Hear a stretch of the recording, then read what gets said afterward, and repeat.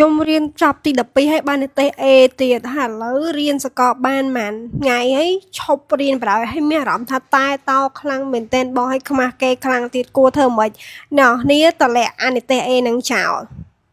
តម្លាក់អានិទេស A នឹងចោលថាអូខេខ្ញុំក៏ជាមនុស្សម្នាក់រស់នៅក្នុងភពផែនដីជាមនុស្សម្នាក់ដែលរៀនចប់វិទ្យាល័យដូចគ្នាតើខ្ញុំចង់បានអីគេតើខ្ញុំឈប់រៀននឹងដោយសារមូលហេតុអីគេអ្នកនាងត្រូវដឹងពីបញ្ហាខ្លួនឯងសិនហើយកុំយកអានិទេស A នឹងមកដាក់មុខធ្វើយើងខ្មាស់គេមនុស្សម្នាក់គាត់មានហេតុផលតខ្លួនបើឥឡូវអ្នកនាងគាត់ថានិទេស A នឹងវាអស្ចារ្យខ្លាំងប៉ុន្តែបន្ទាប់ពីអ្នកនាងចូលរៀនសកលអត់មានអ្នកគេខ្វល់ហើយអ្នកនាងបាននិទេសអីទេ so វាក៏ជាផ្នែកមួយនៃគ្រួសារអ្នកនរគ្នាទេពីខ្ញុំទៅហ្មងអ្នកនាងត្រូវសួរខ្លួនឯងវិញអូនឯងត្រូវសួរខ្លួនឯងវិញថាតើអូនឯងចង់បានអីគេហើយមូលហេតុបានអូនឯងអាចទៅដល់ដំណាក់កាលឈប់រៀននឹងមានបញ្ហាអីគេតើអាបញ្ហាហ្នឹងយើងអាចនឹងដោះស្រាយបានរបៀបណា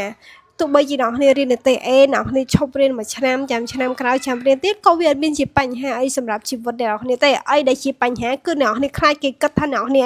អន់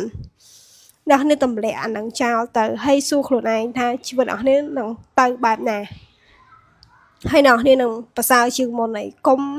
គិតតែពីគំនិតអ្នកដទៃគិតមកលើយើងខ្លួនឯងគិតទៅលើខ្លួនឯងនឹងថាចង់បានអីគេ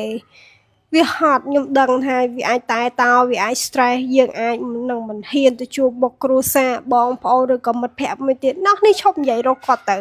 នោះនេះចំណាយពេលស្ងៀមស្ងាត់នៅមួយខ្លួនឯងសួរខ្លួនឯងថាចង់បានអីចូលចិត្តអីចង់ទៅណាចង់បានអី yeah and that's it